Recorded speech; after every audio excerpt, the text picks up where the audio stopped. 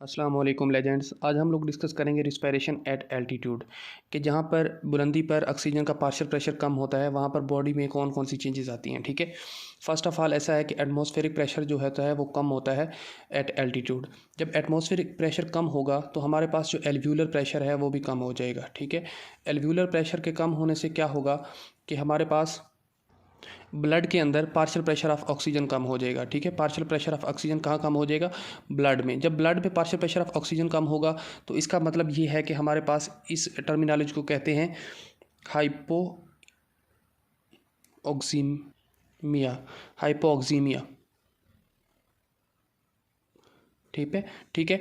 हाइपोऑक्सीमिया क्या होता है? ब्लड में पार्शियल प्रेशर ऑफ ऑक्सीजन जब कम हो जाए। ठीक है, जब पार्शियल प्रेशर ऑफ ऑक्सीजन कम होगा तो टिश्यू को जो सप्लाई होगी ऑक्सीजन की वो भी डिक्रीज़ हो जाएगी। ठीक है, इसके डिक्रीज़ होने से क्या होगा कि हमारे पास जो हमारा हार्ट होता है उसके ऊपर अयोर्टा की जो आर्च होती है, अयोर्टिक आर्च। ठीक है, यहाँ पे होते हैं बैरो रिसेप्टर्स यहाँ पे। ठीक है, यहाँ पे इसके साथ होते हैं बैरो रिसेप्टर्स और हमारे पास ऊपर कैरोटिड बॉडी में भी बैरो रिसेप्टर होते हैं। ठीक है, ये जो बैरो रिसेप्टर होते हैं ये क्या करते हैं? ये हमारे जो सेंट्रल नर्वस सिस्टम है उसको एक्टिवेट कर देते हैं। किस तरह? हमारी जो कैरोटिड बॉडी होती है, ठीक है, उस कैरोटिड बॉडी के साथ अटैच होती है हमारे पास 10th क्रैनियल नर्व। ठीक है, और हमारे पास जो आयोटिक आर्च है इसके ऊपर जो बैरो रिसेप्टर होते हैं इनको बोलते हैं, ये अटैच होते हैं 9th क्रैनियल नर्व के साथ। ठीक है, 9th और 10th क्रैनियल नर्व जो है ये स्टिमुलेट करते हैं हमारे मेडुला के अंदर प्रेजेंट होता है इंस्पायरेटरी सेंटर। ठीक है, ये मेडुला को के अंदर इंस्पायरेटरी सेंटर को जब एक्टिव कर देते हैं तो हमारी जो वेंटिलेशन है वो इंक्रीज़ हो जाती है। ठीक है, वेंटिलेशन का मतलब ये है कि हम जो सांस है वो बहुत तेज़ी के साथ लेना स्टार्ट कर देते हैं। ठीक है, मोस्टली ऐसा होता है कि बुलंदी पर हम सांस जो है बहुत तेज़ी से लेते हैं, इसको बोलते हैं हाइपर वेंटिलेशन। किस वजह से होता है? क्योंकि पार्शियल प्रेशर ऑफ ऑक्सीजन कम होता है और हमारे टिश्यूज़ को ऑक्सीजन कम मिल रही होती है और हमारा जो हार्ट है इसके ऊपर जो बैरो रिसेप्टर होते हैं, मीन के आयोर्टा के ऊपर जो बैरो रिसेप्टर होते हैं और हमारी कैरोटिड बॉडी के अंदर जो बैरो रिसेप्टर होते हैं वो उसको सेंस करते हैं 9th और 10th क्रैनियल नर्व के थ्रू। हमारे इंस्पायरेटरी सेंटर जो कि मेडुला में प्रेजेंट होता है उसको एक्टिवेट कर देते हैं, जिससे हम सांस बहुत तेज़ी के साथ लेना स्टार्ट कर देते हैं।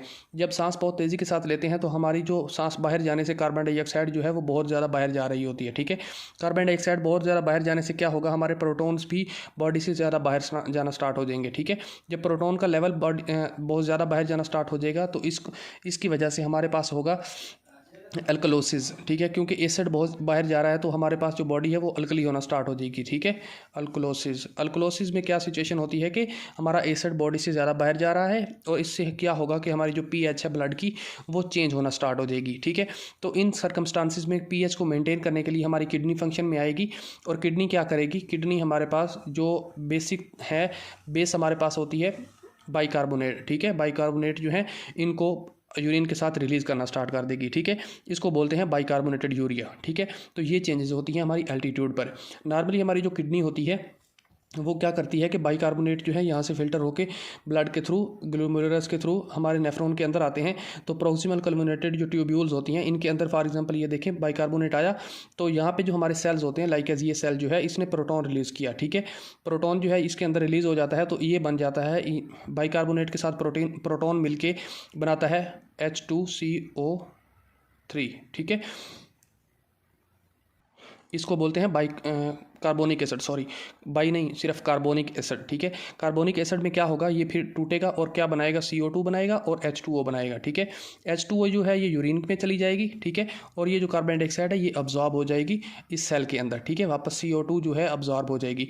तो यहाँ पे हमारे पास इंट्रासेलुलर वाटर होता है, ये अगेन वाटर के साथ यहाँ पे कंप्लीमेंट मिल जाएगी, सॉरी कार्बन डाइऑक्साइड जो है इंट्रासेलुलर वाटर के साथ मिल जाएगी और अगेन हमारे पास बाइकार्बोनिक एसिड बना देगी। ठीक है, तो हमारे पास ये जो है जब ये अब्जॉर्ब हो गई सेल के अंदर तो सेल के अंदर जाके इंट्रासेलुलर वाटर के साथ मिली और मिलकर हमारे पास इसने बना दिया अगेन बाइकार्बोनिक एसिड। ठीक है, तो बाइकार्बोनिक एसिड बन गया तो इसमें क्या होगा? ये अगेन टूटेगा और टूट के यहाँ पे प्रोटॉन बना देगा और यहाँ पे फिर हमारे पास बाइकार्बोनेट बना देगा। ठीक है, ये जो बाइकार्बोनेट हैं ये अगेन ब्लड में चले जाएंगे और ये जो प्रोटॉन है ये अगेन हमारे पास नेफ्रॉन के अंदर रिलीज़ हो जाएंगे और यहाँ से फिर हमारी बाइकार्बोनेट्स को ऑब्जॉर्ब करने के लिए हेल्प करेंगे। ठीक है, ये नॉर्मल फिनोमेना होता है। लेकिन जो हमारे पास एल्टीट्यूड पर रिस्पायरेशन जब हो रही होती है और बहुत ज़्यादा प्रोटॉन्स बॉडी से बाहर जा रहे होते हैं तो इस सिचुएशन में हमारी किडनी क्या करती है? किडनी हमारे जो बाइकार्बोनेट्स होती हैं उसको रिलीज़ होने देती है और ये जो प्रोटॉन होते हैं इनको, क्योंकि ये जो सेल्स होते हैं ये पीएच के लिए सेंसिटिव होते हैं। ठीक है, ये जो है ये सेल जो होते हैं ये पीएच को देखते हैं। अगर पीएच